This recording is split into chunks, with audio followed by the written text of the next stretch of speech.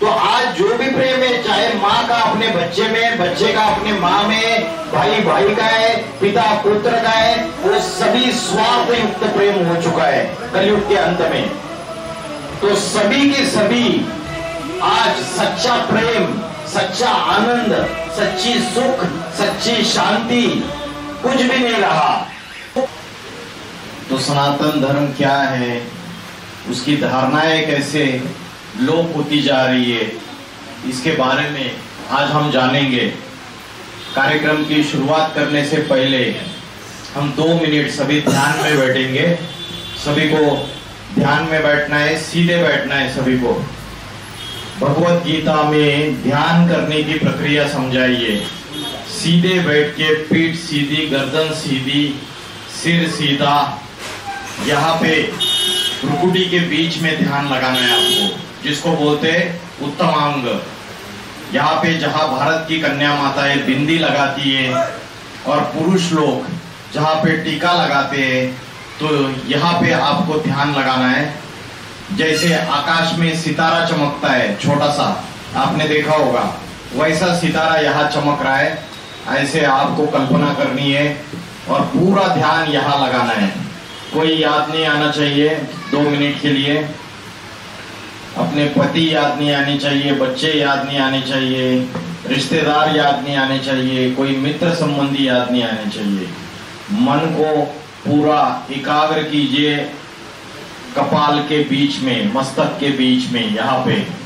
और मन में जो अनेक अनेक विचार आएंगे, उन विचारों के पीछे भागेगी नहीं, एक ही विचार करेंगे, मैं आत्मा भ्रुकुटी के मध्य में चमकता हुआ सितारा हूँ।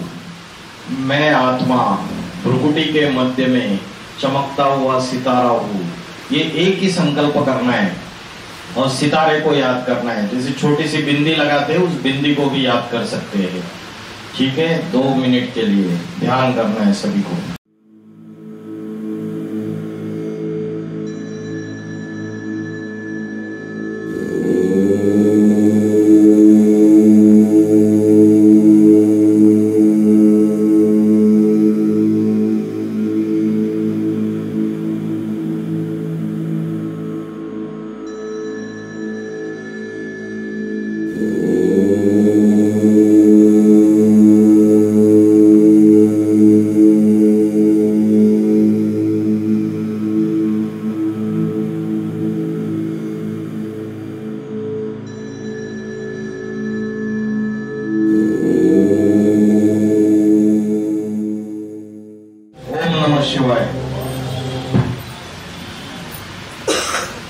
शिव का अर्थ क्या है?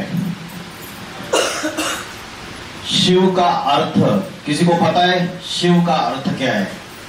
शिव का अर्थ है कल्याणकारी। जो कल्याणकारी है वो शिव है। आज दुनिया में अकल्याण चल रहा है, कलयुग में या कल्याण चल रहा है? कलयुग में घर घर में, समाज में, राज्य में, देश में अकल्याण हो रहा है या कल्याण हो रहा है? क्या हो रहा है? अकल्याण हो रहा है। तो शिव ये कल्याणकारी है। सत्यम शिवम सुंदरम कहते हैं हम। एक शिव ही सत्य है और वो सबसे सुंदर है। तो शिव के बारे में जो महिमा है आज हम जानेंगे कि शिव के 2 रूप है। एक है निराकार का रूप और दूसरा है साकार का रूप। एक निर्गुण निराकार है और एक सगुण साकार है।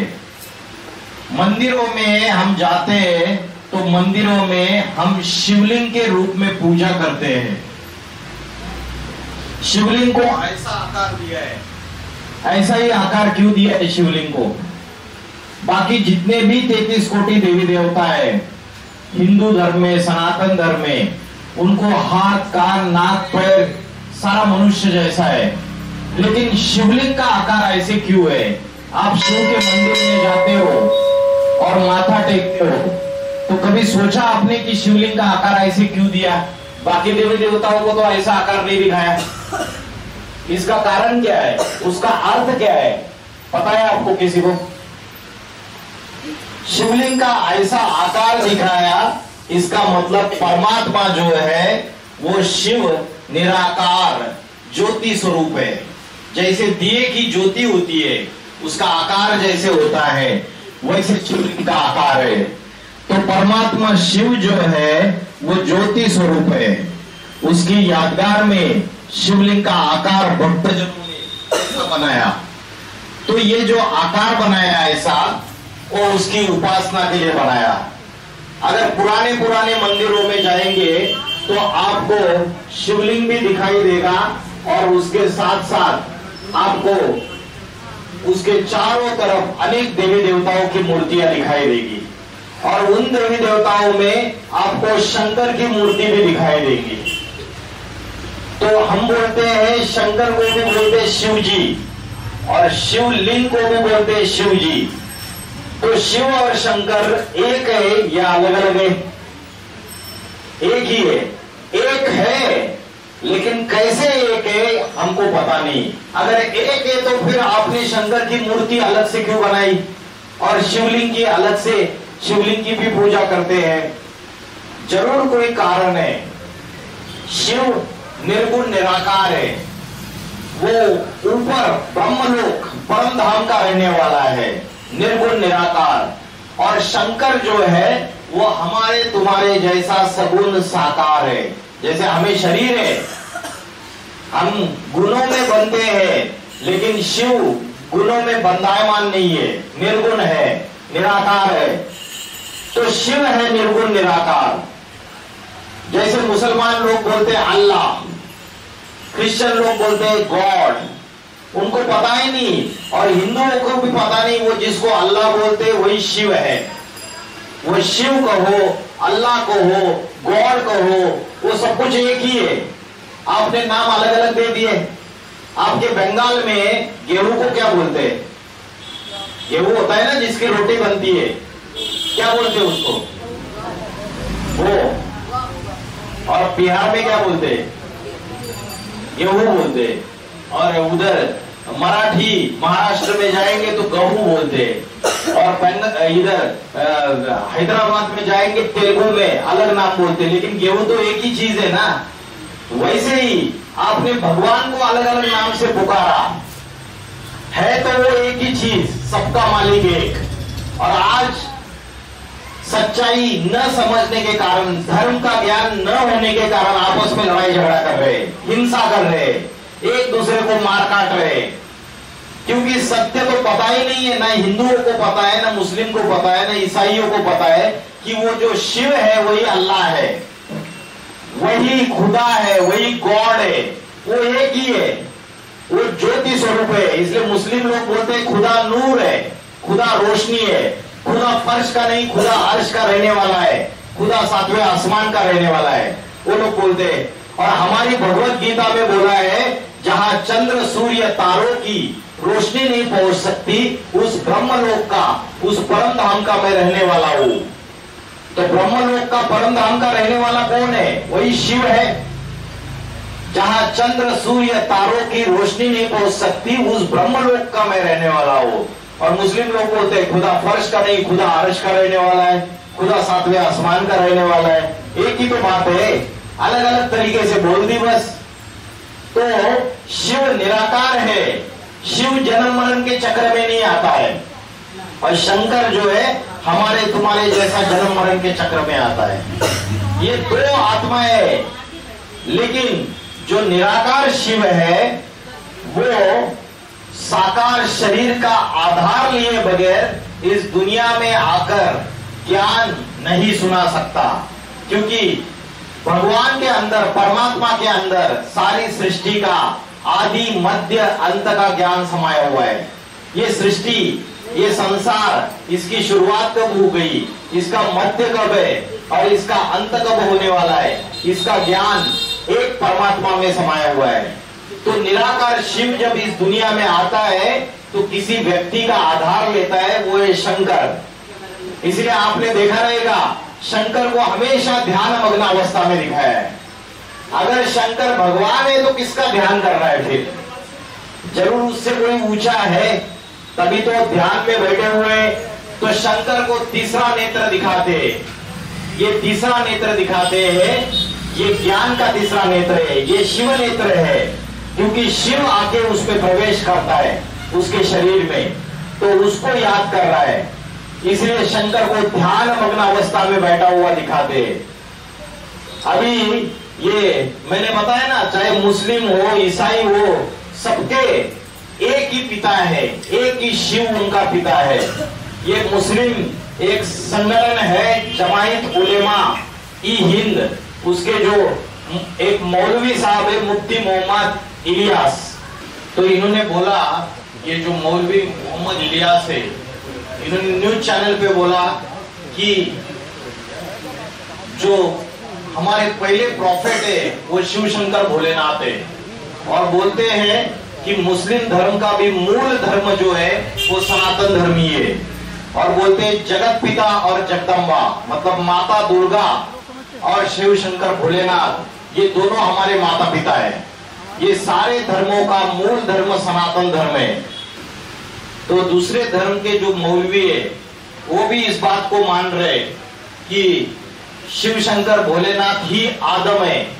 जैसे मुस्लिम में बोलते हैं कि जब दुनिया की शुरुआत हुई, सनातन धर्म जब दुनिया सबसे पहले शुरुआत हो गई, तो उस समय जो प्रथम पुरुष और प्रथम स्त्री कौन है? प्रथम पुरुष और प्रथम स्त्री मुसलमान लोग क्या मानते हैं? वो बोलते हैं आदम और हव्वा। ईसाई लोग बोलते हैं एडम और ईव, पहला पुरुष और पहला स्त्री इस दुनिया का। और हिंदू लोग क्या मानते हैं? आदिदेव आदिदेवी शंकर और पार्वती, इनको प्रथम पुरुष और प्रथम स्त्री माना जाता है। तो सब धर्मों वाले उस एक परमात्मा को, निराकार को मानते हैं। आप इस चित्र में देखिए, अपने जितने भी ज्योतिर्लिंग है, 12 ज्योतिर्लिंग है ना, ये 12 ज्योतिर्लिंग है, शिव की उपासना की जाती है। और जो मक्का मदीना है उसमें ये जो पत्थर रखा हुआ है, संगे अस्वद नाम का काला पत्थर इधर दिखाई दे रहा है। ये जो पत्थर है संगे अस्वद, इसको चुनते हैं, इसको इसके सामने गिड़गिड़ाते, अपने पाप बयान करते हैं और बोलते हैं कि ये ही अल्लाह है, अल्लाह का प्रतीक है। तो उसका आकार भी शिवलिंग जैसा ही है। और बौद्ध धर्म वाले क्या करते हैं? स्टूल लेते हैं और स्टूल के ऊपर उल्टा कटोरा रख देते हैं और उसके ऊपर ध्यान लगाते हैं। वो भी इस बात को मानते हैं और उसके ऊपर ध्यान लगा देते हैं, तो वो भी आकार शिवलिंग जैसा है।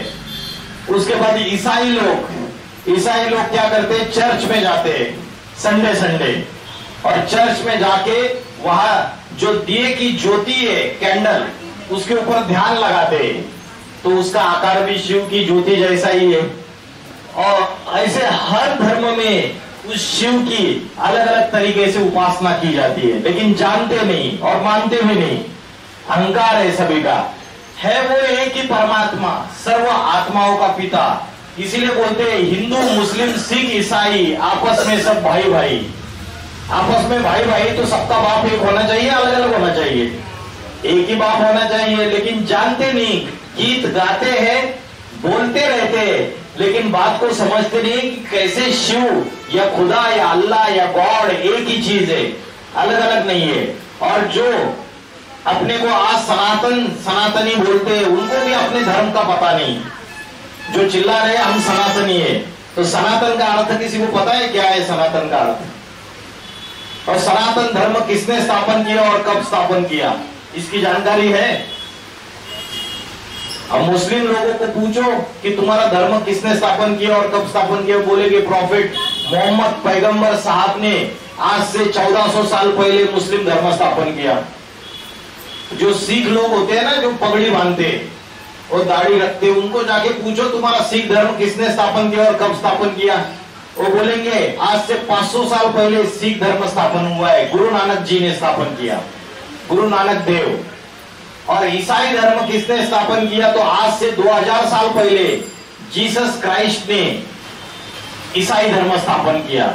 लेकिन हिंदू धर्म या सनातन धर्म किसने स्थापन किया पूछा तो किसी के पास कोई जवाब नहीं है। बताओ, बाकी सारे धर्मों की सब कुछ पता है, लेकिन सनातन धर्म के बारे में पता नहीं। सनातन का अर्थ क्या है? सनातन का अर्थ है जो शाश्वत है, प्राचीन है, सबसे पुराना है, वो सनातन। बाकी जितने भी धर्म आए वो आज से 1000-2000 साल के अंदर आए, और जो सनातन धर्म है उसकी 5000 साल पुरानी संस्कृति है, सबसे पुराना धर्म है। और सनातन धर्म की स्थापना स्वयं शिव शंकर भोलेनाथ आके करते हैं, स्वयं ईश्वर आके करते हैं, स्वयं शिव आकर करते हैं। बाकी जितने भी धर्म है वो मनुष्य गुरु द्वारा स्थापन हुए। बाकी के धर्म किसके द्वारा स्थापन हुए? मनुष्य गुरु के द्वारा। लेकिन सनातन धर्म की स्थापना स्वयं शिव आकर करते हैं। अभी आपको पता है कि शिव कब आकर सनातन धर्म की स्थापना करते हैं? सतयुग में आते, त्रेता युग में आते, द्वापर युग में आते, कलयुग में आते। कब आते? अभी कौन सा युग चल रहा है? अभी कलयुग चल रहा है या घोर पापी कलयुग चल रहा है? हाँ, ऐसे बोलो ना। तन से भी दुखी है, कोई बीमारी से परेशान है, शरीर दर्द कर रहा है, शरीर बीमार है, धीमार है, रोगी है, परेशान है। कोई धन से बीमार है, दारिद्रता है, पैसा नहीं है, और पैसा है तो भी झगड़े हैं उस पैसे के ऊपर, उस प्रॉपर्टी के ऊपर। कोई तन से बीमार, कोई धन से बीमार, और कोई अपने सगे संबंधियों से परेशान है, उनसे दुखी है। तो आज जैसे तुलसीदास जी ने 500 साल पहले बोला, सुर नर मुनि सबकी यह रीति, स्वार्थ लाग करे सब प्रीति।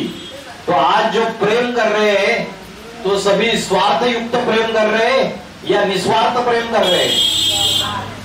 स्वार्थ है, स्वार्थ है तभी तो पिताजी तीर्थ यात्रा में चले जाते हैं तो भाई भाई प्रॉपर्टी का झगड़ा हो जाता है, गले काट देता है एक दूसरे का, है ना। तो स्वार्थ युक्त प्रेम है। और जब लड़की की शादी कर देते हैं तो ससुराल वाले बोलते हैं कि कितना दहेज देंगे, कितना पैसा देंगे, कितने गहने देंगे। तो स्वार्थ युक्त प्रेम है या निस्वार्थ युक्त प्रेम है?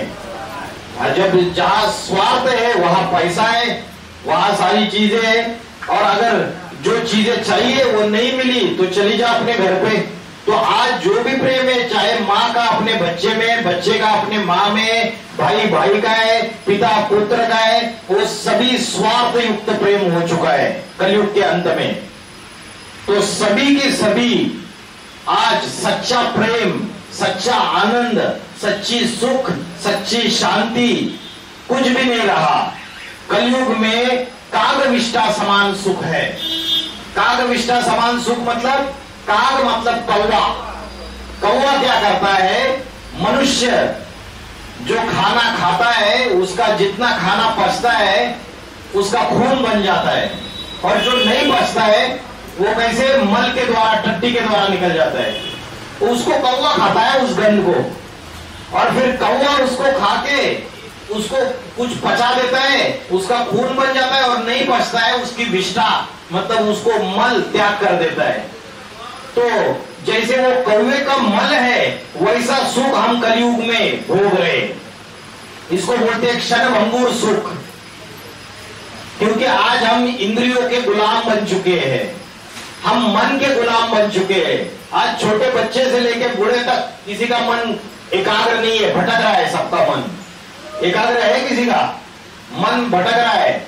आज डॉक्टर के पास बार बार जाते हैं, डॉक्टर बोलता है आपको कोई परेशानी नहीं है, आपको स्ट्रेस है, टेंशन है, चिंता है। तो बोलते चिंता ऐसी डाकिनी फाड़ कलेजा खाए, वैद्य बेचारा क्या करे, कहां तक मरहम लगाए। तो ये चिंताएं पापी, घोर पापी कलयुग में बढ़ती चली जा रही है, कम हो रही है? बढ़ती जा रही है। उसका कारण है कलयुग में कली राक्षस ने सबके अंदर प्रवेश कर लिया है। ये कली राक्षस कौन है पता है? ये कलयुग में जो कली राक्षस ने प्रवेश कर लिया है, ये कली राक्षस कौन है? ये 5 विकार है, विषय विकार। इसको 5 विकार कहो, 5 भूत कहो, 5 राक्षस कहो। कौन से ये? काम, क्रोध, लोभ, मोह और अहंकार। फिर से बताइए क्या क्या बताए? 5 काम, क्रोध, लोभ, मोह, अहंकार, ये जो काम है इसका अर्थ क्या है? काम का अर्थ क्या है? किसी को आता है? हाँ, विषय वासना। काम का अर्थ क्या है? विषय वासना, लस्ट। तो ये जो काम विकार है ये सबसे बड़ा शत्रु है। किसका शत्रु है? आत्मा का। आत्मा के 3 शत्रु है, काम, क्रोध और लोभ। लोभ मतलब लालच। लालच बुरी भला है बोलते हैं। और जो लालची व्यक्ति होता है ना, वो क्या, वो सोचता है मेरी थाली में जो परोसा हुआ है वो तो खाऊंगा ही, लेकिन दूसरे की थाली में जो परोसा हुआ है वो छीन के खाऊंगा। ये लालची प्रवृत्ति है। और कलयुग में अभी ये प्रवृत्ति ज्यादा है या कम है? बहुत ज्यादा है। तो ये आत्मा का पतन करते हैं, आत्मा की शक्ति क्षीण करते हैं, मन की शक्ति कमजोर कर देते हैं। तो काम, क्रोध और लोभ ये तीनों नरक के द्वार खोलने वाले हैं। भगवत गीता कहती है ये तीनों के तीनों, काम, क्रोध, लोभ, नरक के द्वार खोलने वाले, ये तीनों आत्मा के शत्रु है, जिससे हमारी मानसिक शांति, सुख सारा गायब होता जा रहा है। आज हम डॉक्टर के पास भागे, सवेरे से लेकर रात तक शरीर का पूरा ख्याल गए, दवाई खाए, अच्छा खाना खाया, लेकिन ये तो शरीर का भोजन है। शरीर को चलाने वाली जो शक्ति है उसको क्या कहते हैं? शरीर को चलाने वाली जो शक्ति है उसको क्या कहते हैं? क्या चलाता है शरीर को? अगर वो चला गया तो शरीर मर गया। क्या है वो? आत्मा। ये आत्मा जो है ये शरीर को चलाने की शक्ति है। जैसे शरीर का भोजन दिन में 3 बार लेते हैं, वैसे आत्मा का भोजन लेते हैं क्या आप? आत्मा का भोजन क्या है, किसी को पता है? इन्होंने बोला भगवान का ध्यान, और दूसरा 2 भोजन है। जैसे रोटी सब्जी खाते हो ना, दाल चावल खाते हो ना, तो एक तो ध्यान हो गया भगवान का, और दूसरा अच्छा कर्म कैसे करेंगे? कलयुग में माया आ जाती है ना विषय विकारों की। कलयुग में 2 दोष है, संग दोष और अन्न दोष। जैसे खाओगे अन्न वैसे बनेगा मन, और जैसे पियोगे पानी वैसे होगी वाणी। और संग, आज अच्छा संग ज्यादा मिलता है या कुसंग ज्यादा मिलता है? कुसंग ज्यादा मिलता है।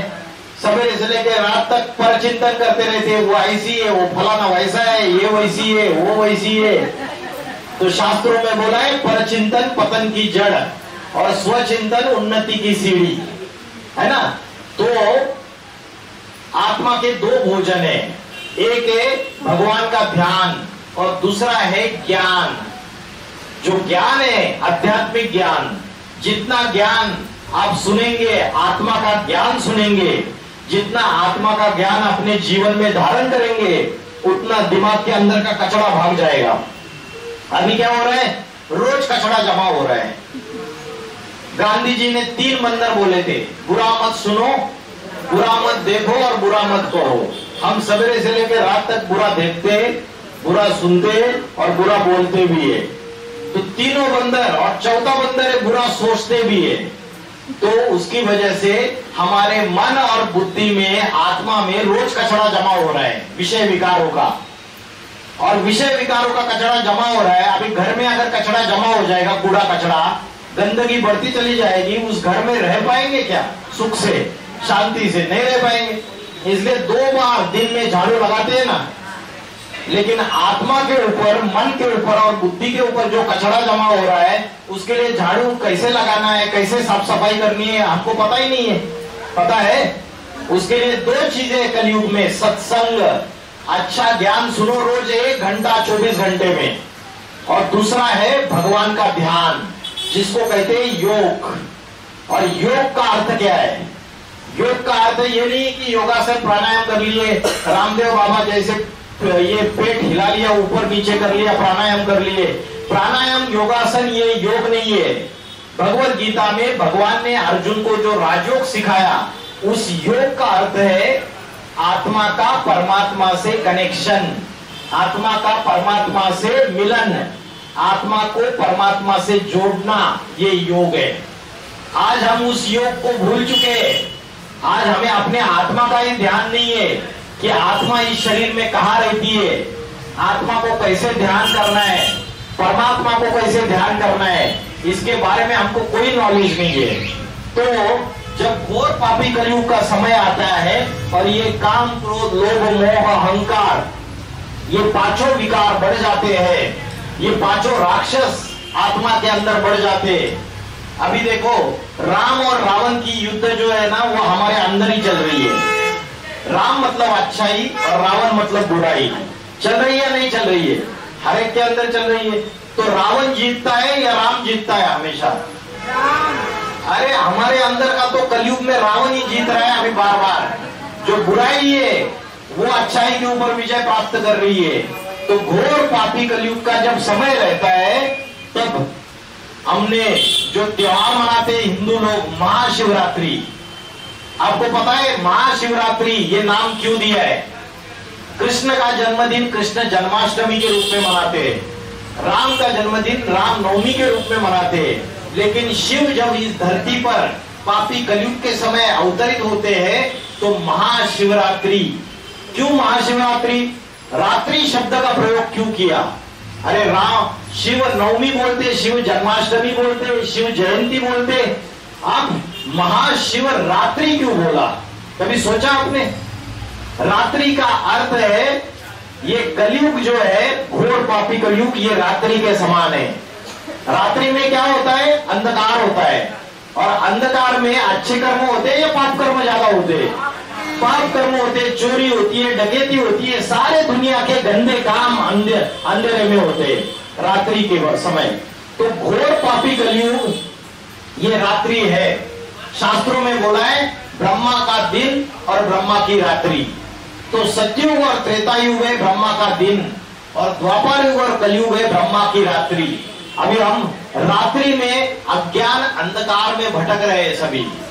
हमें पता ही नहीं है, आत्मा का ज्ञान भी पता नहीं है, परमात्मा का ज्ञान भी पता नहीं है, और ये भी पता नहीं है वो सत्य सनातन धर्म की पुनर्स्थापना करने वाला शिव शंकर भोलेनाथ इस धरती पर अवतरित हो चुके हैं वर्तमान समय में। क्योंकि दुनिया में तो देखो मनुष्य ने अपने विनाश के सारे साधन तैयार कर लिए। अभी भारत पाकिस्तान की युद्ध चालू हो रही है, 1-2 दिन में चालू ही हो जाएगी। अभी पूरे तैयारी हो रही है पूरी तरीके से। तो आज देश आपस में लड़ाई झगड़ा कर रहे हैं, राज्य आपस में लड़ाई झगड़ा कर रहे हैं। और शंकर जो है, शंकर को कौन सी देवता बोला है? शंकर को बोला है विनाशकारी देवता, संहार करता। तो किसका विनाश करता है? पापों का विनाश करता है, अधर्म का विनाश करता है, अनेक जातियों का, अनेक धर्म का, अनेक परंपराओं का और अनेक कुरीतियों का विनाश करता है। और जब पापी कलयुग का विनाश हो जाएगा तो कौन सा युग आएगा? पापी कलयुग जब खत्म हो जाएगा तो कौन सा युग आएगा? सतयुग आएगा। सतयुग जिसको कहते हैं राम राज्य, सत्य का युग जिसको कहते हैं राम राज्य, और जिसको कहते हैं स्वर्ग या वैकुंठ, जिसको मुस्लिम लोग कहते हैं जन्नत, क्रिश्चियन लोग बोलते हैं पैराडाइज या हेवन। सबने उसको अलग अलग नाम दे दिए। जब परमात्मा शिव इस धरती पे आते हैं तो घोर अज्ञान अंधकार की, विषय विकारों की, पापों की रात्रि फैली हुई है। इसलिए हम महाशिवरात्रि का त्योहार मनाते हैं। और भगवान जब आते हैं तो भगवान जैसे ज्ञान सूर्य है, जैसे वो सूर्य है वो स्थूल रोशनी देता है, प्रकाश देता है, वैसे परमात्मा ज्ञान का प्रकाश देता है। वो ज्ञान सूर्य है, वो ज्ञान सूर्य प्रकटा, अज्ञान अंधकार विनाश। हमारे सबके बुद्धि में जो अज्ञान है वो हमारे सबके बुद्धि का अज्ञान विनाश हो जाता है। जब ईश्वरीय ज्ञान हम अपने जीवन में धारण करते हैं, व्यवहार में लाते हैं, तो अज्ञान अंधकार का पूरी तरीके से विनाश हो जाता है। तो कलयुग के अंत में शिव शंकर भोलेनाथ उनका जो आधार लेता है तो वो जो लोग रहेंगे वो बच जाएंगे। दुनिया का जब विनाश चालू हो जाएगा तो वो लोग बच जाएंगे जो शिव शंकर भोलेनाथ को शरण गए। इसलिए बोला विनाश काले परमात्मा शिव से विपरीत बुद्धि विनश्यन्ति। और विनाश काले परमात्मा शिव से प्रीत बुद्धि विजयंते, जो उससे प्रीत बुद्धि है, जो उसके शरण में गए, जो उसको समर्पण हो गए, उनको कुछ नहीं, बाल बाका नहीं होगा। पापी कलयुग का विनाश हो जाएगा लेकिन उनका बाल बाका नहीं होगा। नए सतयुग में वो सारे के सारे मनुष्य बच जाएंगे और नए सतयुग में जाएंगे। इसलिए शास्त्रों में बोला है, शंकर चाप जहाज जय चढ़ उतरे पार नर बूढ़त सकल संसार। ये सारा संसार डूब जाएगा और एक भगवान के शरण में, शिव शंकर भोलेनाथ के शरण में जो जाएंगे वो तर जाएंगे। इसलिए भगवत गीता में बोला है, सर्वधर्मान परित्यज मामेकम शरणम व्रज। ये जितने भी देह के धर्म है, हिंदू, मुस्लिम, क्रिश्चियन, ईसाई, बौद्धि, सन्यासी, सिख, ये सारे देह के धर्म है। इन सबको त्याग दो और एक शिव शंकर भोलेनाथ के शरण में आ जाओ, एक परमात्मा के सामने नतमस्तक हो जाओ।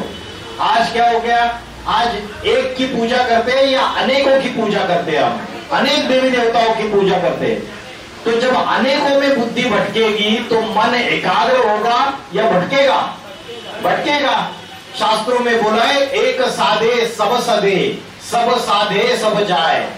अनेकों की भक्ति में इधर उधर भटकते रहेंगे तो मन बुद्धि एकाग्र नहीं हो पाएगी।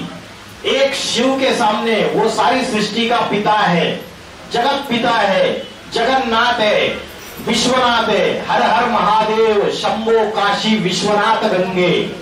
तो ये काशी का विश्वनाथ है। विश्व माना सारा संसार, सारा जगत, और उस विश्व का मालिक है। चाहे सभी धर्म वाले, हिंदू, मुस्लिम, क्रिश्चियन, सारे धर्मों का वो धर्म का पिता है। देखिए, ये दुनिया 4 युगों में से ये भारत जो है, इस सीढ़ी में से कैसे नीचे उतरता है। ये सीढ़ी का चित्र है। ये ऊपर का जो भाग है वो सतयुग है। सतयुग में देवी देवताओं का राज्य है। मतलब सतयुग में मनुष्य ही होता है, लेकिन मनुष्य में दैवी गुण होते हैं। जब मनुष्य के अंदर दैवी गुण होते तो वो देवता कहलाता है, और मनुष्य के अंदर जब राक्षसी गुण आते हैं तो वो राक्षस कहलाता है। अभी दुनिया में राक्षस ज्यादा है या देवता दिखाई दे रहा है आपको? राक्षस। तो महाभारत में तो एक दुर्योधन दुशासन दिखा दिया, और वो रामायण में एक रावण दिखा दिया। लेकिन यहाँ तो समाज में और जगत में करोड़ों रावण है, करोड़ों दुर्योधन दुशासन है, जो अबला द्रौपदी का चीर हरण कर रहे हैं।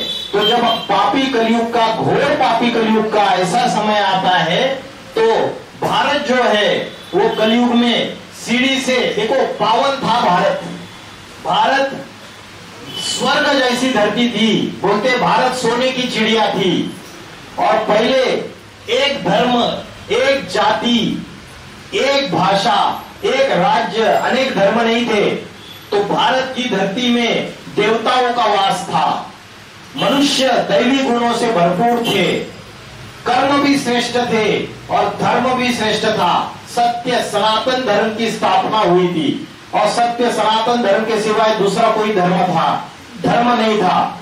जैसे ही द्वापर युग आया, सीढ़ी से नीचे उतरे।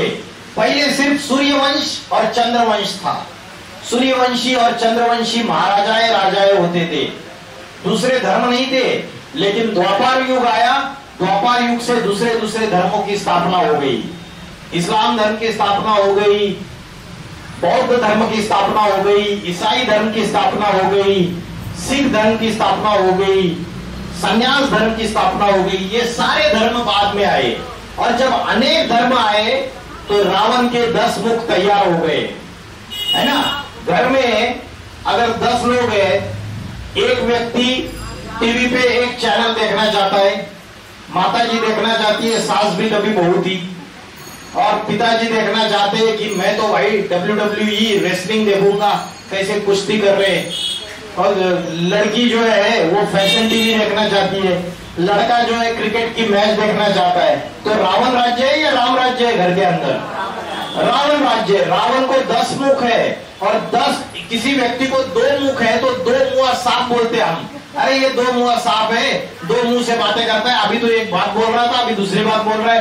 तो रावण को 10 मुख है, तो 10 मुखों से अलग अलग बातें करेगा ना। तो आज दुनिया में क्या, अपने घर में भी रावण राज्य चल रहा है, घर में भी रावण राज्य चल रहा है। आज की जो सरकार है, गवर्नमेंट है, उसमें भी रावण राज्य चल रहा है। 10 मंत्री 10 प्रकार की बातें बोलते हैं। अंधेर नगरी चौपट राजा, टकासेर भाजी टकासेर खाजा। मतलब राजा भी भ्रष्टाचारी है और प्रजा भी भ्रष्टाचारी है? आप बोलेंगे कि अरे प्रजा ही भ्रष्टाचारी, प्रजा नहीं, पहले राजा भ्रष्टाचारी है। शिक्षकों की भर्ती करनी है, उसमें भी घोटाला। कोई भी संस्था है, कोई भी जो अनाज बेचते हैं, चावल बेचते हैं, गेहूं बेचते हैं, उसमें भी घोटाले, उसमें भी मिलावट। कलयुग में हर चीज में मिलावट है। तो भारत जो है कलयुग में कैसे बन गया? धर्म भ्रष्ट, कर्म भ्रष्ट, दुखी, पतित, भ्रष्टाचारी भारत बन गया। और सतयुग में वो भारत धर्म श्रेष्ठ, कर्म भी श्रेष्ठ, एक जाति, एक धर्म, एक भाषा, सुखी भारत था, शांति थी, भारत सोने की चिड़िया थी, मनुष्य दैवी गुणों से भरपूर था, जैसे मनुष्य देवता के समान था। लेकिन जब सीढ़ी से नीचे उतरे तो मनुष्य के अंदर पाप बढ़ते चले गए। देवता से वो नीचे उतरा और उसके अंदर की राक्षसी प्रवृत्तियां बढ़ती चली गई। तो मनुष्य ने क्या किया? जो खुद ही देवता समान था, जो पूज्य था, वो पुजारी बन गया। मंदिर बनाए और अपनी मूर्तियों की पूजा चालू कर दी। तो जो दुर्गा है, शिव शंकर भोलेनाथ है, राम है, कृष्ण है, ये दैवी गुण वाले मनुष्य है, जिन्होंने सारी दुनिया में शांति, सुख, आनंद और प्रेम स्थापित किया। दुर्गुणों का विनाश करने वाली दुर्गा। दुर्गा का अर्थ क्या है? दुर्गुणों का विनाश करने वाली दुर्गा। और दुर्गुण कौन से? काम, क्रोध, लोभ, मोह, अहंकार। दिखाया है कि दुर्गा ने कौन से राक्षस को कुचला है? पैर के नीचे महिषासुर। वो महिषासुर माना भैंस बुद्धि वाले जो लोग हैं, जो आज दुनिया में भैंस बुद्धि वाले लोग हैं ना, उनके अंदर राक्षसी प्रवृत्तियां है, काम, क्रोध, लोभ, मोह, अहंकार। इन राक्षसी प्रवृत्तियों को कुचलने वाली दुर्गा है। आप सभी नंबरवार दुर्गा, आप सभी शिव की शक्तियां हो। अगर दुर्गुणों का विनाश कर दिया और दुनिया में अगर शिव का जो कार्य है उसमें सहयोग दे दिया, जो शांति स्थापन करने के लिए आया हुआ है, तो शिव की शक्तियां होगी। और शिव का आने का समय कौन सा है इस दुनिया में? भगवान कब आते हैं इस दुनिया में? भगवत गीता में क्या बोला है? भगवान का आने का समय कौन सा है? भगवान का आने का समय है यदा यदा ही धर्मस्य ग्लानिर्भवति भारत अभ्युत्थानाम् अधर्मस्य तदात्मानं सृजाम्यहम्। जब जब सत्य सनातन देवी देवता धर्म की ग्लानि होती है, अधर्म का बोलबाला होता है ना, तब तक सज्जनों की रक्षा करने के लिए और दुर्जनों का विनाश करने के लिए मैं आता हूं। तो अभी क्या दुनिया में पाप, भ्रष्टाचार, अत्याचार, दुख, अशांति, हिंसा, आतंकवाद बढ़ता चला जा रहा है। तो भगवान का आने का समय है या नहीं है? ऊपर वाला ऊपर बैठ के क्या करेगा? नीचे आएगा तब तो दुनिया को सुधारेगा। आज के जो बाबा है, महाराज है, वो तो अल्पकाल की सिद्धियां यूज करते हैं। हाथ से लड्डू निकालेंगे, पेड़ा निकालेंगे, दे देंगे, बस तेरे को बच्चा हो जाएगा। अरे बच्चा हो जाएगा तो दुख अशांति जीवन में से खत्म हो जाएगा या और ही दुख अशांति बढ़ती चली जाएगी? तो तेरे बेटे को नौकरी मिल जाएगी, तेरे को पोता हो जाएगा, तेरे बेटे का प्रमोशन हो जाएगा। तो ऐसी अल्पकाल की प्राप्तियां आज हम ले रहे हैं और उसमें सुख मान रहे हैं। लेकिन भगवान जब आता है सदगुरु बनकर, टीचर बनके, शिक्षक बनकर आता है, और भगवान जब सदगुरु बनकर आके पढ़ाई पढ़ाता है, आध्यात्मिक ज्ञान देता है, राजयोग की शिक्षा पढ़ाता है, तो इस पांचों विषय विकारों को भगाने का ज्ञान देता है। काम, क्रोध, लोभ, मोह, अहंकार, इन सारों को कैसे भगाना है। जैसे एलोपैथिक दवाई होती है और आयुर्वेदिक दवाई होती है। आयुर्वेदिक दवाई जड़ से बीमारी को निकाल देती है, लेकिन एलोपैथिक दवाई पैरासीटामोल खाओ 5 मिनट में बुखार गायब हो जाएगा। 10 मिनट में डोलो 650 खाओ, 10 मिनट में बुखार गायब। और आयुर्वेदिक दवाई खाओ तो जड़ से बीमारी को निकालेगा, साइड इफेक्ट नहीं होंगे। वैसे भगवान का ज्ञान जो है ना, वो आयुर्वेदिक दवाई है। ऐसा नहीं कि हम जो बाबाओं महाराजों के चक्कर में जो भाग रहे, वो हमें अल्पकाल की प्राप्तियां दे रहे, वो हमें अंधश्रद्धा युक्त ज्ञान बता रहे, हमें सत्य परमात्मा का परिचय नहीं दे रहे। तो ईश्वर जब आता है तो विनाश काले परम पिता परमात्मा शिव से जो प्रीत बुद्धि हो जाते हैं उनका विजय हो जाता है। और जो विपरीत बुद्धि होते हैं, आज कलयुग में सवेरे से लेकर रात तक पैसा कमाना, अच्छा खाना, अच्छा पीना, अच्छा पहनना, अच्छा ओढ़ना, अच्छा मकान चाहिए, अच्छी भौतिक सुख चाहिए, इसी में बुद्धि लगी हुई है। लेकिन भगवान बोलते हैं पापी कलयुग के, घोर पापी कलयुग के समय मैं साधारण मनुष्य शरीर में अवतार लेता हूं और मूर्ख बुद्धि लोग मुझे पहचान नहीं पाते। कोटों में से कोई और कोई में से कोई बिरला मुझे पहचान पाता है। भगवान को कैसे पहचाने इस बड़ी दुनिया में? भगवान को पहचानने का आधार है वो किसी साधारण मनुष्य आके ऐसा ज्ञान सुनाता है जो ज्ञान आज तक तुलसीदास, कबीरदास, रामकृष्ण परमहंस, स्वामी विवेकानंद, महात्मा बुद्ध, गुरु नानक जी, मोहम्मद पैगंबर, जीसस क्राइस्ट आदि शंकराचार्य कोई भी ऐसा ज्ञान नहीं सुना पाया। ऐसा ज्ञान भगवान आके सुनाता है और उस ज्ञान से ही हमारी सद्गति होती है। गंगा के पानी में नहाने से सद्गति होती है या ज्ञान की गंगा से सद्गति होती है? किससे सद्गति होती है? शंकर की जटा से गंगा निकली तो लोगों ने समझ लिया ये सिर्फ पानी की गंगा है। अभी महाकुंभ मेला हुआ प्रयागराज में, 60 करोड़ से ज्यादा लोग जाके डुबकी लगाए। क्या सबके पाप खत्म हो गए या दुनिया में और पाप बढ़ते चले जा रहे हैं और दुनिया में पापाचार बढ़ता चला जा रहा है? क्या सबको मुक्ति मिल गई? नहीं। शंकर के जटा से जो गंगा निकली वो पानी की गंगा नहीं है, वो ज्ञान गंगा है। जब अच्छा ज्ञान अपनी बुद्धि में लेंगे तो बुद्धि में से जो गंदगी है वो हट जाएगी, कचरा भाग जाएगा, बुरे विचार, बुरे ख्यालात सारे भाग जाएंगे। तो रोज 1 घंटा आपको आत्मा का भोजन करना है, अच्छा ज्ञान सुनना है 1 घंटा रोज।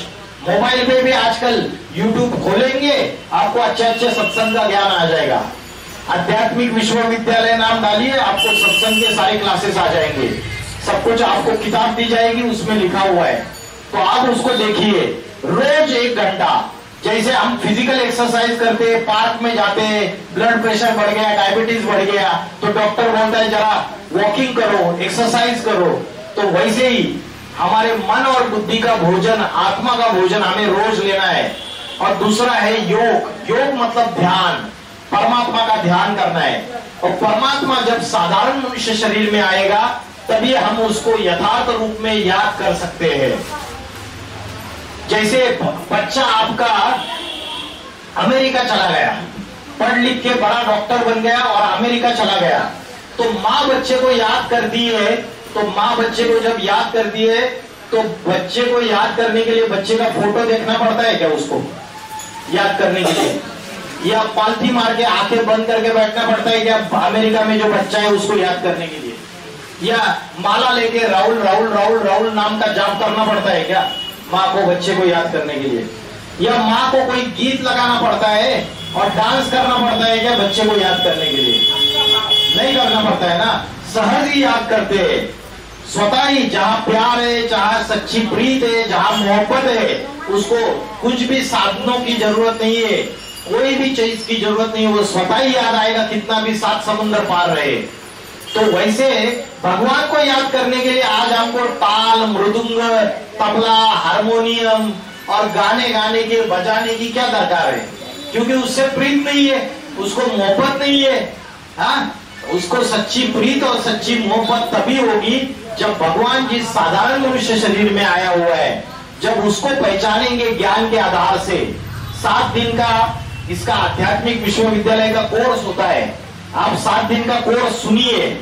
ये जो हमारे जो माता जी है ये आके बताएंगे। धीरे धीरे जब ज्ञान समझ में आएगा तो स्वतः ही चीजें भगवान की याद में बुद्धि रमन करेगी। तो भगवान भारत में ही क्यों आते? सबसे बड़ा प्रश्न, भारत में ही भगवान क्यों आते? ये अमेरिका में भी क्यों नहीं आते? लंदन में क्यों नहीं आते? ऑस्ट्रेलिया में क्यों नहीं आते? रशिया, चाइना में क्यों नहीं आते? भारत में ही क्यों आते?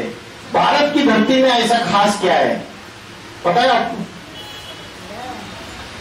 पता है? भारत में इसलिए आते क्योंकि भगवान जो है वो पवित्रता स्थापन करने के लिए आते हैं। और भारत की कन्या माताएं जो है वो पवित्रता को विशेष महत्व देती है। विदेश की कन्या माताएं पवित्रता को इतनी महत्व नहीं देती है। विदेशों में तो भाई रोज अलग अलग पति बदलो, रोज अलग अलग शादी करो, पूरी छूट है, खुली छूट, कितने भी डाइवोर्स ले लो। आज भारत में भी चालू हो गया है, विदेशी संस्कृति को फॉलो करना चालू कर दिया है। तो भारत की कन्या माताएं जो है उनके द्वारा भगवान आके पवित्रता स्थापन करता है, और पवित्रता ही सुख और शांति की जननी है। जहां पवित्रता होगी वहां सुख और शांति होगा। आज घर घर क्यों टूट रहे हैं? आज सनातन धर्म के जो परिवार है ये टूट रहे हैं, या परिवार जॉइंट फैमिली दिखाई दे रही है? क्या दिखाई दे रहा है? टूट रहे परिवार, छोटे छोटे परिवार बन रहे। बेटा शादी कर लेता है, अपना अलग से मकान ले लेता है, बहू को साथ में ले लेगा, अलग से मकान में रहना चालू करेगा। तो परिवार टूट क्यों रहे? उसका कारण क्या है? भगवत गीता में बोला है, अधर्म के फैलने से कुल की स्त्रियां प्रदूषित हो जाती है, और कुल की स्त्रियां प्रदूषित होने से वर्ण संकर संतानें पैदा हो जाती है। जो बच्चे पैदा हो रहे हैं आज, ये दुखदाई बच्चे पैदा हो रहे हैं या सुखदाई बच्चे पैदा हो रहे हैं? दुखदाई। और उसका कारण क्या है? अगर धरनी जो है वो बंजर हो गई धरती, तो उसके ऊपर फसल अच्छी आएगी क्या? नहीं आएगी। तो कन्या माता रूपी धरनी जो है वो अधर्म के फैलने से उनके अंदर भांति भांति का कचरा डाला गया। ये दूसरे जो विधर्मी है उन्होंने कन्या माताओं की पवित्रता को खंडित कर दिया। भारत ये सती सावित्री का देश था, है ना। राजा अगर लड़ाई में मारा जाता था तो रानी जलती आग में कूद जाती थी, जोहार कर देती थी, लेकिन पर पुरुष को अपने शरीर को हाथ नहीं लगाने देती थी। ये भारत की नारी की पवित्रता है। लेकिन आज क्या भारत की नारी की पवित्रता रही? नहीं। आज तो ऑफिस में जाती है, नौकरी धंधा करती है। तो आज हमने ये पाश्चिमात्य संस्कृति जो है विदेशी, इसको फॉलो करना चालू कर दिया। आज से 60-70 साल पहले, 80 साल पहले कलकत्ता में क्या डाइवोर्स होते थे, तलाक होती थी हिंदू संस्कृति में। ये तो शादी पवित्र बंधन है, और इसमें वट पूर्णिमा में पूजा करते कि जन्म जन्म एक ही पति मिले। तो ये पवित्र बंधन था सनातन धर्म में। अभी दूसरे धर्मों के प्रभाव में आ गए, उनकी संस्कृति के प्रभाव में आ गए, उनके आचार विचार व्यवहार आहार सारा ही बदल गया। हमारा आहार भी बदल गया ना हमारा। पहले केक बर्थडे होता है तो केक काटते थे क्या? अभी केक काटते हैं। किसको फॉलो कर दिया? अंग्रेजों को फॉलो कर दिया, विदेशी संस्कृति को फॉलो कर दिया। तो अधर्म फैल गया। और जो भारत की कन्या माता है, जो सती सावित्री जैसी पवित्र, उन कन्या माताओं में व्यभिचार पनपने लगा। जब व्यभिचार पनपने लगा, जैसे धरनी में आज क्या कर रहे हैं, अच्छी फसल आने के लिए यूरिया डाला जा रहा है। यूरिया डालते ना, तो यूरिया क्या है? एक विष है, जहर है, पॉइजन है, केमिकल है। तो वैसे ही जो कन्या माता है भारत की सती सावित्री जैसी, विदेशियों ने आके हमारी भारत की संस्कृति को तहस नहस कर दिया। हमारे हीरे जवाहरात, हमारा सोना चांदी सब कुछ लूट के ले गए, हमारी स्त्रियों की आबरू लूट के लेके गए। इसलिए अधर्म तब फैला जब स्त्री का चारित्र्य पवित्रता खंडित हो गई, तब जाके दुनिया विनाश के कगार पे जाके खड़ी हो गई कलयुग में। और जब विनाश के कगार में जाके खड़ी हो गई, तब भारत के अंदर ही परमात्मा आते, क्योंकि भारत में परमात्मा का कार्य सहज हो सकता है, क्योंकि भारत की कन्या माताएं पवित्रता को विशेष महत्व देती है। तो भारत कोई सिर्फ भूमि नहीं है, ये चैतन्य जीता जागता पुरुष है। भारत कोई भूमि का टुकड़ा नहीं है, ये जीता जागता राष्ट्र पुरुष है। अटल जी ने कहा था कि ये वंदन की धरती है, अभिनंदन की धरती है, ये अर्पण की भूमि है, ये तर्पण की भूमि है। इसकी नदी नदी हमारे लिए गंगा है, इसका कंकड़ कंकड़ हमारे लिए शंकर है। हम जिएंगे तो इस भारत के लिए और मरेंगे तो इस भारत के लिए, और मरने के बाद भी गंगा जल में बहती हुई हमारी अस्थियों को कोई कान लगाकर सुनेगा तो एक ही आवाज आएगी, भारत माता की जय। तो आगे चल के ऐसा समय आने वाला है कि भारत फिर से विश्व गुरु बनने वाला है। अभी तीसरे विश्व युद्ध के कगार पे सारी दुनिया खड़ी है। भारत पाकिस्तान की युद्ध भी चल रही है। और ये देखो क्या लिखा है, आत्मा के 3 शत्रु, काम, क्रोध और लोभ। और आज सारी दुनिया, भगवत गीता में बोला है, इस काम शत्रु को मार डालो। जय शत्रु महाभावो काम रूपम दरासदम। ये जो काम का विषय वासना रूपी शत्रु है, अनेक इच्छाओं में, अनेक कामनाओं में मनुष्य फंसा हुआ है, इसको मार डालो। लेकिन मनुष्य क्या कर रहा है? मनुष्य आज क्या समझ रहा है कि विषय वासना जो है यही इसमें सुख है। कामोपभोग परमा, भोगी बन गया है या योगी बन गया है? मनुष्य भोगी बन गया है। विषय भोग लेना, विषय वासनाओं में लिप्त रहना, इसी में परमानंद है, ऐसा सोचने लगा है। रात्रि का 9:30 10 बजे से लेके 12:30 1 बजे तक का समय जो है उसको कहते हैं राक्षस काल। उस समय सो जाना चाहिए जल्दी, 9:30 10 बजे तक सो जाना चाहिए। लेकिन आज कितने बजे तक जगते हैं? रात के 12 1 2 बजे तक जगते रहते हैं। तो गंदे सीरियल देखेंगे, गंदे मूवीज देखेंगे, गंदी चीजें देखेंगे और सारा कचरा लेके फिर रात को सो जाएंगे। तो ऐसे बुद्धि का पतन होगा और फिर झगड़े, कलह, क्लेश और अपवित्रता होगी घर में सुख शांति नहीं आ सकती। जहां अच्छे विचार, अच्छा आचरण, अच्छे व्यवहार जो बड़े लोग आचरण करते हैं उनको देख के छोटे लोग आचरण करते हैं। हम बच्चे को मारते रहते, तू ऐसा क्यों कर रहा है, तू गलत क्यों कर रहा है? हम खुद को देखे। भगवत गीता में बोला है, यद्यत आचरति श्रेष्ठा तत्तत् देवोत्तरो जना। जो बड़े लोग आचरण करते वैसे ही उनका अनुसरण छोटे लोग करते हैं।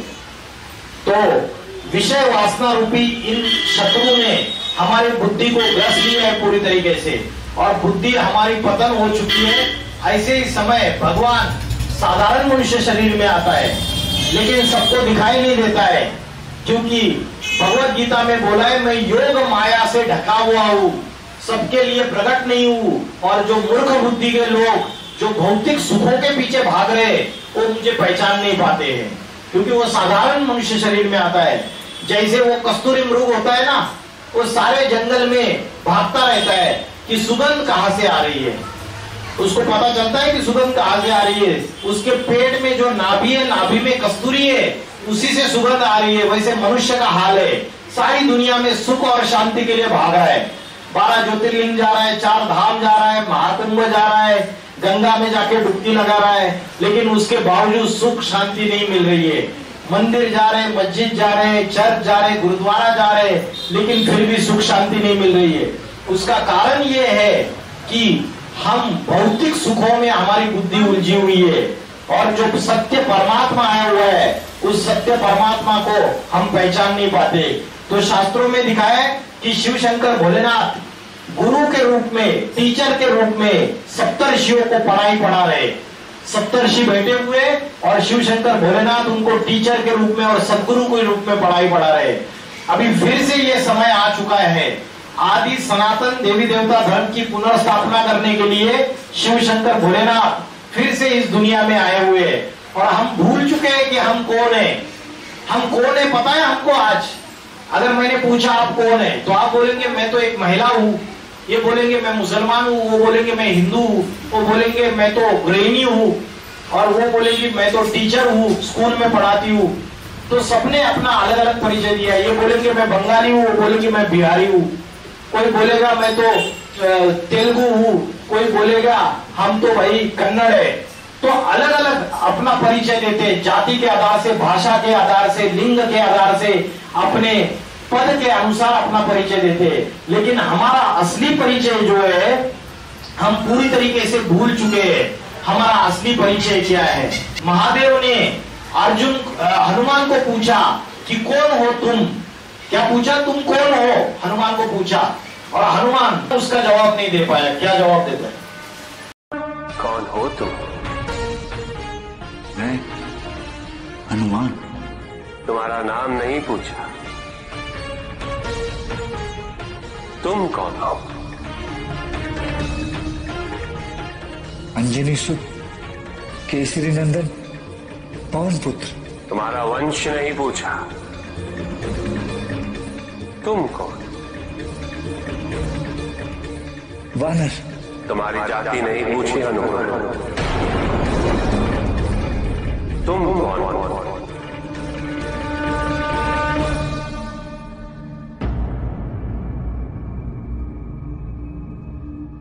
मुझे ज्ञात नहीं, मुझे केवल ये ज्ञात है कि मुझे कुछ ज्ञात नहीं।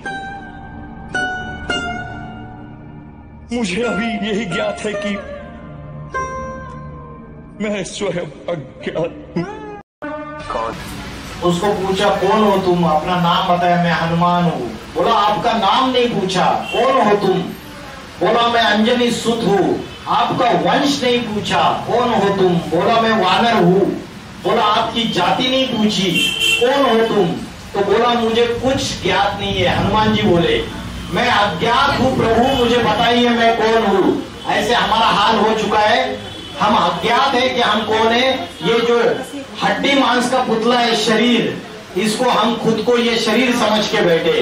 ये शरीर की जो इंद्रियां है, 10 इंद्रिया, नाक कान आंख जिह्वा त्वचा हाथ पैर, मल त्याग इंद्रिया और मूत्र त्याग करने वाला इंद्रिया, इन इंद्रियों में फंस गए हम, 10 इंद्रियों में। और ये फिजिकल बॉडी, ये शरीर नहीं है, हड्डी मांस का पुतला नहीं है। क्या है हम? आत्मा है। हमारा असली अस्तित्व क्या है? हम आत्मा है। और आत्मा मरती है क्या कभी? आत्मा कभी मरती नहीं है, अजर अमर अविनाशी है। शरीर मरता है, इसलिए मरने के बाद या तो गाड़ दिया जाता है या तो जला दिया जाता है, लेकिन आत्मा कभी मरती नहीं है। और इसी बात को हम भूल चुके हैं। अगर ये बात याद रहे हमको कि आत्मा कभी मरती नहीं है, तो आज हमें दुख होगा ही नहीं, दुख भासेगा ही नहीं।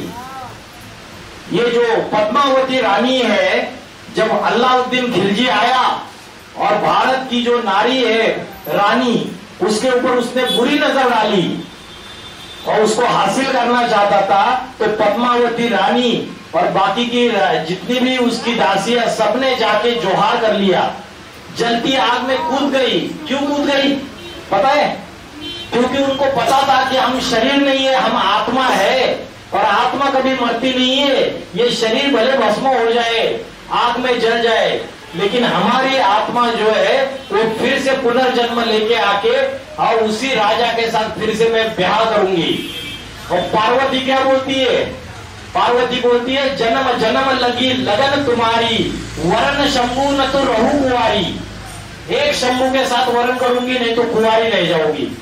तो ये नारी की पवित्रता, ये सतीत्व, ये अव्यभिचारीपना, ये परमात्मा जब इस धरती पर आते हैं तो भारत की नारी को फिर से वो पवित्रता सिखाते, पवित्रता की जागृति करते हैं और उसके आधार से ये फिर से सत्य सनातन धर्म की स्थापना करते हैं। तो आत्मा जो है ये हमारा असली परिचय है, जिसको हम भूल चुके हैं।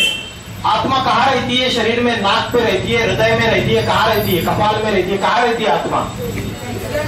इधर रहती है, भ्रुकुटी के बीच में, जिसका प्रूफ प्रमाण है भारत की कन्या माता है, यहाँ बिंदी लगाती है और पुरुष लोग टीका लगाते हैं। क्योंकि द्वापर युग से ऋषि मुनियों को जो पता चला कि मनुष्य जो है वो अपने शरीर को ही सब कुछ समझ बैठा है और अपनी आत्मा को भूलता चला जा रहा है, तो मनुष्य को याद रहे कि आत्मा यहाँ रहती है, इसलिए ये बिंदी लगाने की और ये टीका लगाने की परंपरा शुरुआत हो गई। बाकी आज ये परंपरा बन के रह गई। आज हम उसके मूल अर्थ को भूल गए कि आत्मा यहाँ रहती है। आत्मा जैसे आकाश में सितारा चमकता है, वैसे आत्मा यहाँ रहती है। तो सवेरे ब्रह्म मुहूर्त के समय सवेरे 4 बजे उठ जाइए, है ना, रात को जल्दी सोने का प्रयास कीजिए। 4 बजे उठ जाइए, आधा घंटे ब्रह्म मुहूर्त के समय आत्मा का ध्यान कीजिए। जैसे आकाश में सितारा चमकता है, वैसे सितारा यहाँ चमक रहा है। कोई भी याद नहीं आना चाहिए उस समय 4 बजे। चाचा, काका, मामा, ताऊ, अपना पति, बच्चे, सबको भूल जाओ। सिर्फ मैं आत्मा भ्रुकुटी के बीच में उत्तमांग में स्थित सितारा हूं, बाकी कोई याद न आए। अपने मन के कल किससे झगड़ा हो गया पड़ोसन से, वो भी याद नहीं आए। कल सास से कौन सा झगड़ा हो गया, वो भी याद ना आए। सबको भूल जाओ आत्मा बन जाओ, आत्मा का ध्यान करो भ्रुकुटी के बीच में, देखो सुख शांति वापिस आ जाएगी। सुख शांति बाहर के साधनों में नहीं है, अंदर ही है। लेकिन हम इच्छाओं के पीछे भाग रहे हैं। जैसे वो हिरन रहता है ना, हिरन वो भागता रहता है, वो देखता है कि वहां जाके मुझे ये मृगजल मिलेगा, और वहां जाता है, पहुंचता है तो वहां तो बंजर जमीन है, रेतीली जमीन है, कुछ नहीं है। फिर से आगे जाता है, फिर से देखता है कि इधर मृगजल है करके। वैसे हम इच्छाओं के जंजाल में फंसे हुए हैं। आज एक इच्छा पूरी हो गई, फिर दूसरी इच्छा तैयार हो जाती है, फिर तीसरी, चौथी, भागते भागते थक जाते, फिर मर जाते। सुख शांति तो मिलती ही नहीं है। तो आत्मा का जो भोजन है, वो आत्मा का भोजन यहां लिखा हुआ है। यह आत्मा का भोजन क्या है? इस थाली में भोजन दिखाया है, और यह आत्मा का भोजन क्या दिखाई दे रहा है आपको?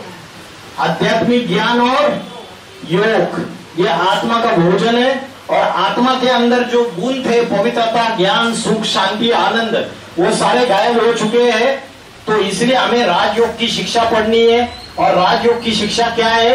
ये व्यक्ति आपको दिखाई दे रहा है इस चित्र में। ये व्यक्ति जिस आसन पे बैठा हुआ है, इस आसन को 4 पिलर से, पहला पिलर है, दूसरा पिलर है, तीसरा पिलर है और चौथा पिलर है। ये राजयोग की शिक्षा है। ये व्यक्ति क्या कर रहा है? आत्मा का ध्यान कर रहा है, और आत्मा का ध्यान करते हुए परमात्मा को स्मरण कर रहा है पूरी तरीके से। तो ब्रह्म मुहूर्त के समय जल्दी उठ के अगर आप 4 बजे लगातार 6 महीने अभ्यास करके देखिए, निरंतर, विदाउट एनी गैप, कोई भी दिन आपको ये छुट्टी नहीं करनी है। तो आप अगर सवेरे उठ के आत्मा का ध्यान करते हुए परमात्मा शिव से अगर बुद्धि जोड़ेंगे, तो देखिए आपके जीवन में से ये काम, क्रोध, लोभ, मोह, अहंकार ये भाग जाएंगे। और ये जो आसन है, ये 4 पिलर्स के ऊपर आधारित है। पहला पिलर क्या दिखाई दे रहा है आपको इसका? ये जिस 4 खंभों में है, वो पहला खंभे के ऊपर क्या लिखा है? ब्रह्मचर्य। ब्रह्मचर्य का अर्थ है अपनी इंद्रियों के ऊपर संयम। अपनी जो इंद्रिय है, जो चंचल हो चुकी है, जैसे बंदर होता है ना चंचल, अभी इधर देखेगा, उधर देखेगा, आंख इधर देखेगा, उधर देखेगा, वैसे मनुष्य बंदर जैसे हो गए, चंचल। आंख को बोला वो गंदी चीजें, गलत चीजें मत देख, तो आंख जानबूझ के देखेगी या नहीं देखेगी? कान को बोला गलत बातें मत सुन, तो हमारी सारी इंद्रियां चंचल हो चुकी है पूरी तरीके से। और इंद्रियों को संयम करने का, अपने मन को संयमित रखने का, वशीभूत करने का, ये अभ्यास करने के लिए, बाकी कोई अभ्यास काम में नहीं आएगा आपको। सवेरे से लेकर रात तक अच्छा अच्छा खाना बना के खिलाते हो, घर वालों को, परिवार वालों को रसगुल्ला, अलग अलग मेनू बना के खिलाते हो, उससे भी कुछ नहीं होने वाला है। सबके लिए करते हो, लेकिन खुद के लिए कुछ भी नहीं करते हो। और खुद के लिए करने का समय है ब्रह्म मुहूर्त का समय। सवेरे 4 बजे सृष्टि का वातावरण, वायुमंडल पवित्र होता है, शांत होता है, और उस समय बोलते हैं भगवान झोली भर देता है। वो ऐसा समय है जिस समय भगवान की अपॉइंटमेंट मिल जाती है। भगवान स्वयं आके, जो आप शुद्ध विचार करोगे, अच्छे विचार करोगे, मन को एकाग्र करने का अभ्यास करोगे, जो मांगोगे वो मिलेगा। लेकिन ऐसी चीजें नहीं मांगना कि मेरे बेटे को प्रमोशन हो जाए, नौकरी मिल जाए, ये चीजें नहीं मांगना। इससे कोई परमानेंट, स्थायी सुख शांति नहीं मिलती है। खुद के लिए मांगना, आत्मा के लिए मांगना, मेरे आत्मा के अंदर जो राक्षसी प्रवृत्ति है वो निकल जाए, और मेरे अंदर दैवी गुण आ जाए, सुख शांति, आनंद, प्रेम, पवित्रता, ये सारी चीजें आ जाए। तो पहला है ब्रह्मचर्य। दूसरा क्या है? शुद्ध अन्न। जैसे खाओगे अन्न वैसे बनेगा मन, और जैसे पियोगे पानी वैसी होगी वाणी। आज हम क्या खा रहे? और रेडी के ऊपर ये खाएंगे, समोसा खाएंगे, ये चीज खाएंगे, वो चीज खाएंगे। जो वो खाना बनाने वाला है, होटल में भी जाते हैं तो वो जो खाना बनाने वाला जो शेफ है, जो व्यक्ति है, वो खाना बनाते बनाते उसके मन में अगर वैश्यागमन के विचार, गंदे विचार चल रहे, उसके मन में अगर किसी को मर्डर करने के, मार डालने के, हिंसा के विचार चल रहे, तो उसके हाथों से, उसके आंखों से वाइब्रेशन निकलता है नहीं निकलता है? निकलता है और वो वाइब्रेशन अन्न के ऊपर उतर रहा है। आपको उसने अच्छा खाना बना के दे दिया और जब आप ये खाना ग्रहण करोगे तो उसके अंदर की जो भी वृत्ति है, जो भी गंदे विचार है, वो आपके अंदर प्रवेश कर जाएंगे। इसलिए जैसा खाओगे अन्न वैसे बनेगा मन, और जैसे पियोगे पानी वैसे होगी वाणी। तो माँ के हाथ का, घर में जो पत्नी रहती है, माँ रहती है, उसके हाथ से बनाया हुआ भोजन सर्वश्रेष्ठ भोजन है, अच्छा भोजन है। अगर बच्चे को आपने मौसी के पास भेज दिया, जहाँ बच्चे उधर जाके कॉलेज नजदीक है, तो बच्चा 15 दिन मौसी उसको अच्छे से खिलाएगी, 16वें दिन में मौसी को भी लगेगा अरे कितना खाता है, अरे तो उसका भाव अच्छा रहेगा जैसे माँ का भाव होता है, नहीं रहेगा। तो जैसे मंदिर में जो प्रसाद बनता है उसको प्रसाद बोलते हैं। समझो हलवा बन गया, मीठा हलवा, तो मंदिर में जाते हैं तो उसको प्रसाद बोलते हैं। घर में मीठा हलवा बनाते हैं तो उसको प्रसाद क्यों नहीं बोलते? क्योंकि मंदिर में जो बना है वो परमात्मा की याद में शांत चित्त से अच्छे माहौल में बनाया हुआ है। मंदिर में खाना बनाने वाले अगर एक दूसरे से लड़ाई झगड़ा करके बना रहे और अशांति है, मोह है, लोभ है, लालच है धन का, और उसके लिए बना रहे तो वो प्रसाद नहीं कहलाएगा। और घर में अगर माँ परमात्मा की याद में शांत वृत्ति से पवित्र वातावरण में अच्छे माहौल में अगर भोजन बनाते तो वो प्रसाद के समान है। समझ में आया? जैसे खाओगे अन्न वैसे बनेगा मन, और जैसे पियोगे पानी वैसे होगी वाणी। और तीसरा क्या है? दैवी गुण। जो दैवी गुण है वो जीवन में धारण करनी है, राक्षसी प्रवृत्तियों को त्यागना है। अहिंसा, सत्य, सवेरे से लेकर रात तक हम झूठ बोलते हैं, है ना, अपने से भी झूठ बोलते, दूसरों से भी झूठ बोलते। हिंसा, वाचा से हिंसा करते, दूसरों को दुख देते, मन के विचारों से बददुआएं देते, दूसरों को दुख देना हो गया। और कर्म भी ऐसे करते हैं जिससे दूसरों को दुख देने के निमित्त बनते हैं। तो दैवी गुण धारण करने। और चौथा है सत्संग, सत्य का संग करना है। और एक सत्य कौन है? सत्यम शिवम सुंदरम। एक शिव ही सत्य है और वही कल्याणकारी है, वही सबसे सुंदर है। इसलिए बोलते God is truth, truth is God, God is one. एक परमात्मा ही सत्य है, बाकी सारी झूठी काया, झूठी माया, झूठा सब संसार। ये दुनिया में जितने भी सगे लगे लग रहे हैं ना, ये सारे झूठे। कल जाके भूकंप हो जाएगा ना, समझो भूकंप हो जाएगा ना, तो घर वाले धक्के देके भाग निकलेंगे खुद की जान बचाने के लिए, कोई नहीं आएगा। सबको अपना देह, अपना शरीर सबसे ज्यादा प्रिय है, तो सब अपने देह के प्रति स्वार्थी है। तो ये राजयोग की शिक्षा स्वयं भगवान आके कलयुग के अंत में सिखा रहा है और योग का अभ्यास करा रहा है। भगवान जब आता है तो त्रिदेवों के द्वारा कार्य करता है। कौन से त्रिदेव है जिनको शास्त्रों में बोला है? त्रिदेव कौन से? ब्रह्मा, विष्णु और महेश। बोलते गुरु ब्रह्मा, गुरु विष्णु, गुरुदेव महेश्वर। तो अभी ये समय आ चुका है कि ब्रह्मा, विष्णु, शंकर का प्रैक्टिकल कार्य दुनिया में चल रहा है। ब्रह्मा क्या करता है? स्थापना का कार्य करता है, दैवी गुण स्थापन करता है, और शंकर विनाश का कार्य करता है। जैसे मकान पुराना हो जाता है, मकान टूटा फूटा हो जाता है, तो घर का मालिक क्या करता है कि बाल बच्चे दुखी हो रहे, तो घर का मालिक क्या करता है कि पुराने मकान की मरम्मत कर देता है ना। मरम्मत करेगा, एक बार मरम्मत करेगा, 2 बार मरम्मत करेगा, 3 बार मरम्मत करेगा, बार बार मरम्मत करता है, फिर भी मकान सुधरने का नाम नहीं लेता है। तो फाइनली भगवान जो मालिक है मकान का, वो क्या करता है? मकान सुधर नहीं रहा है, मकान और ही टूटा फूटा बनता जा रहा है। क्या करेगा फिर? पुराना मकान तोड़ देगा, नया मकान बांध के तैयार कर देगा। वैसे ये दुनिया, ये कलयुगी, पापी कलयुगी दुनिया, ये मकान पुराना बन गया। अभी इस दुनिया में झूठ, पापाचार, भ्रष्टाचार, अत्याचार, अशांति बढ़ गई।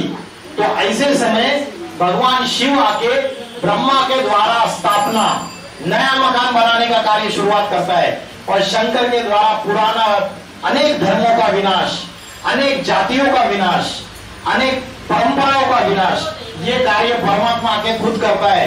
मरम्मत करने के लिए तुलसीदास जी आए, कबीरदास जी आए, स्वामी विवेकानंद आए, रामकृष्ण परमहंस आए, गुरु नानक जी आए, महात्मा बुद्ध आए, आदि शंकराचार्य आए, लेकिन क्या ये दुनिया सुधरी? या और ही पापी बनती गई, और ही पापी बनती गई। जब इसकी आती हो जाती है तो शिव स्वयं आते हैं। ये 4 युगों का चक्र दिखाई दे रहा है आपको? कौन से 4 युग है देखिए इधर, सतयुग, त्रेता युग, द्वापर युग और कलयुग। और कलयुग का ये जो लास्ट समय है, कलयुग के बाद सतयुग आने वाला है, उसका जो लास्ट समय है उसको कहा है 100 साल के समय को कहा है संगम युग। क्या कहा है? ये 100 साल का समय है, जिस 100 साल के समय में शिव आकर ब्रह्मा द्वारा नई दुनिया की स्थापना, शंकर के द्वारा पुरानी दुनिया का विनाश, ये कार्य करते हैं। और आज देखो तीसरा विश्व युद्ध के कगार पे दुनिया खड़ी हुई है। और आने वाले समय में ऐसा महाविनाश होने वाला है।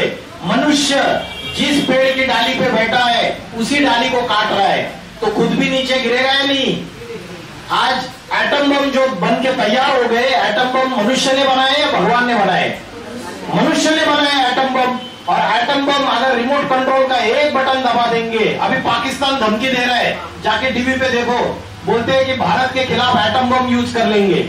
अभी उनको खाने के लिए नहीं है, आटा नहीं है, दाल नहीं है, बच्चों को पिलाने के लिए दूध नहीं है, चावल नहीं है, ऐसी हालत हो गई है पाकिस्तान की। और वो भारत को धमकी दे रहा है कि एटम बम फोड़ दूंगा, तुम्हारा सबका विनाश कर दूंगा।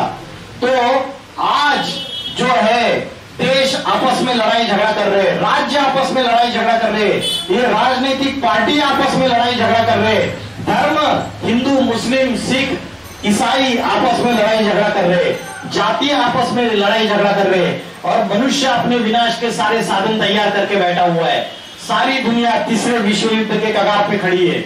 अगर तीसरा विश्व युद्ध हुआ तो एटम बम फटेंगे, और एटम बम फटेंगे तो ये गर्मी, धरती की गर्मी इतनी बढ़ जाएगी, इतना तापमान बढ़ जाएगा कि उत्तर ध्रुव और दक्षिण ध्रुव के पहाड़ पिघल जाएंगे, समुद्र का जलस्तर बढ़ जाएगा, और बड़े बड़े जो महाद्वीप है ये समुद्र के अंदर चले जाएंगे। इसलिए बोलते हैं कि शिव शंकर ने जब तीसरा नेत्र खोला तो क्या हो गया? महाप्रलय आ गया, विनाश हो गया सारी दुनिया में। अभी प्राकृतिक आपदाएं बढ़ती चली जा रही है, भूकंप, ज्वालामुखी, सुनामी कभी भी आ सकता है। तो दुनिया महाविनाश के कगार पे जाके खड़ी हुई है। भूकंप आएंगे तो बड़ी बड़ी बिल्डिंग जो है ताश के पत्ते के जैसे नीचे गिर जाएगी। ये देखिए,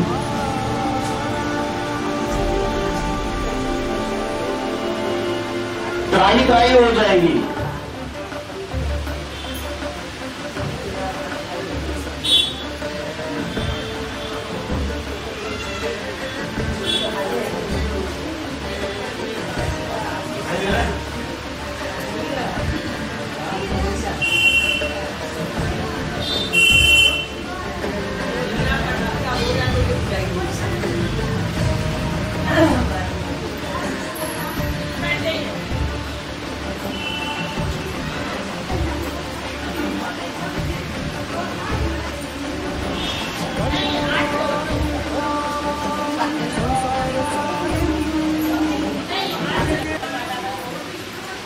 तो जो ऐसा समय अभी आ चुका है, नहीं आ चुका है?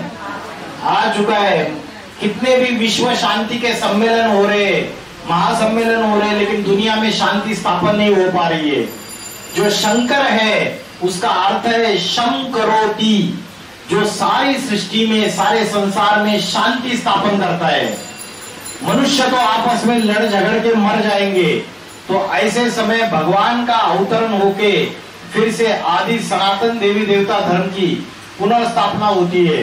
अभी जितने बड़े बड़े भविष्यकार है उन्होंने भविष्यवाणियां की है कि 21वीं शताब्दी में उत्तर भारत से एक महापुरुष का अवतार होगा, वो योगियों का योगी होगा, वो ऐसा आध्यात्मिक ज्ञान देगा, आत्मा और परमात्मा का ऐसा ज्ञान देगा, और भारत के अंदर ऐसी आध्यात्मिक क्रांति लाएगा, ऐसा आध्यात्मिक संगठन स्थापन करेगा कि अनेक जातियों का, अनेक धर्मों का विनाश हो जाएगा।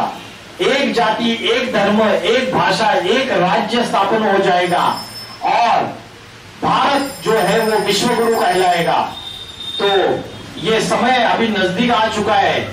आपने कल की पुराण, ओडिशा के जो अच्युतानंद स्वामी है उनकी भविष्यवाणी का, और गोपीनाथ शास्त्री और जो विदेशी जो भविष्यकार है, नोस्ट्राडेमस, किरो, कीट, एंडरसन, जूलबर्न, इन्होंने भविष्यवाणियां की है। और अभी ये समय आ चुका है कि पापी कलयुग का विनाश और फिर से राम राज्य आएगा। ये सिर्फ 10-12 साल का समय बचा हुआ है। अभी भी हम अपनी आत्मा को पवित्र बना सकते हैं। आध्यात्मिक ज्ञान के लिए समय दीजिए। संसार और धंधा दौड़ी और गृहस्थी तो चलती रहेगी, उसके साथ साथ समय निकालकर इन चीजों के लिए देना है। हमारे अंदर अच्छे संस्कार आएंगे तो बच्चों के अंदर अच्छे संस्कार आएंगे। घर की स्त्री अगर अच्छी है, लक्ष्मी है, तो घर स्वर्ग बन जाता है। और घर की स्त्री अगर कुलक्षणी है तो घर नरक बन जाता है। तो ईश्वर आ चुका है। आने वाले समय में लक्ष्मी नारायण का राज्य आने वाला है। एक जाति, एक धर्म, एक भाषा, एक राज्य स्थापन होगा। इतना बोलकर मैं रुकता हूं। ओम नमः शिवाय।